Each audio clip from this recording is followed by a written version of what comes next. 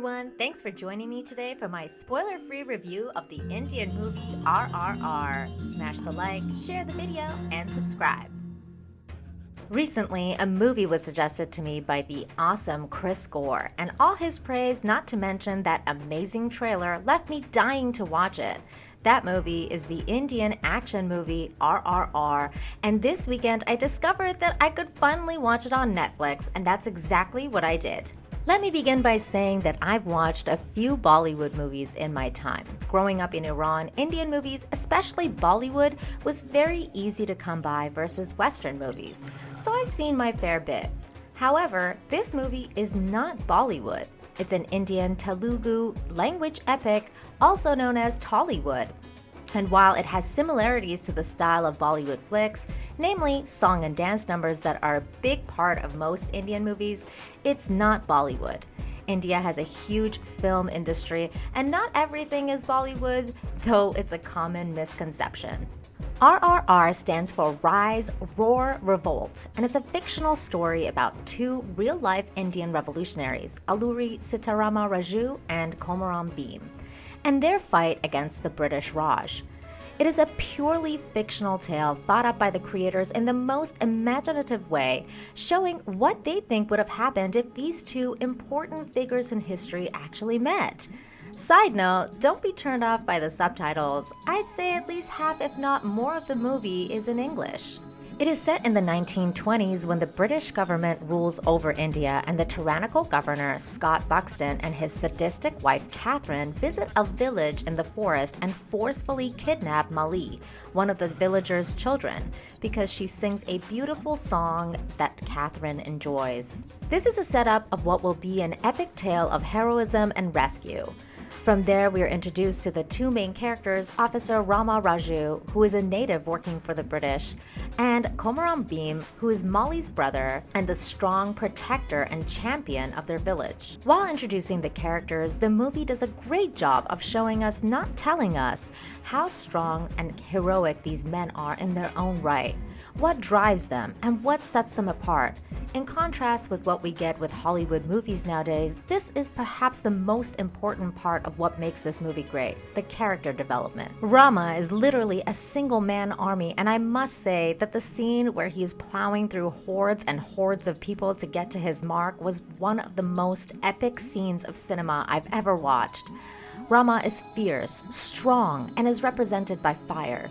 He gets tasked with hunting down Bhim. Bhim is strong but sweet, ferocious but good-natured. He is represented by water and the brother of Mali, tasked with finding the child and bringing her home. Once the plot and the two characters have been introduced, the film sets up a scenario where the two men, through happenstance, have to rescue another child. They do this through teamwork, and from there embark upon a beautiful friendship, a bromance if there ever was one, all the while keeping their identities from one another and striving for their goal. But there's a twist! And since this is a spoiler-free review, I will not reveal what that twist is. My goal in making this spoiler-free review is for you, the viewer, to know that there are great alternatives to what is going on in Hollywood right now. RRR is art in the purest sense of the word. Yes, some parts of the movie are extra, but in the best ways possible. I myself am not a huge fan of musicals, so I was hesitant about this movie because I know Indian movies love their musical numbers. RRR did the musical part just right. The musical number flowed with the story and even added a big part to the character development of Rama. There's a total of 3 musical numbers in the movie. One in the middle that I just mentioned and has dancing, one near the end which is just a song with no dancing, and one in the very end with dancing when the movie's over. The dances and choreographies were beautiful and grand, but nothing, and I mean absolutely nothing, takes away from the raw masculinity of this movie, which is something I thoroughly miss in my movies. It really rivals the storytelling of current Hollywood movies, especially superhero movies like the MCU that are rife with identity politics and contrived storytelling. Because, in a sense, this is India's way of giving us their version of superheroes and what makes a person a hero. And yes, they have strong female characters, but not the kind that lift and beat up 200-pound men. They show what makes a woman strong through their femininity, vulnerability, and their ability to stand in the way of tyranny through sheer will and intelligence. They have clear-cut villains that are just villains, not misunderstood characters that we're supposed to feel bad for. No, they're just evil, and I like that in my movies once in a while. A movie about good versus evil that is just that. Though you could argue that one of the main characters is very complicated and he struggles with his morality throughout the movie. Still, in the end, the villains are the villains and the good guys are the good guys, coupled with the over-the-top, insane action.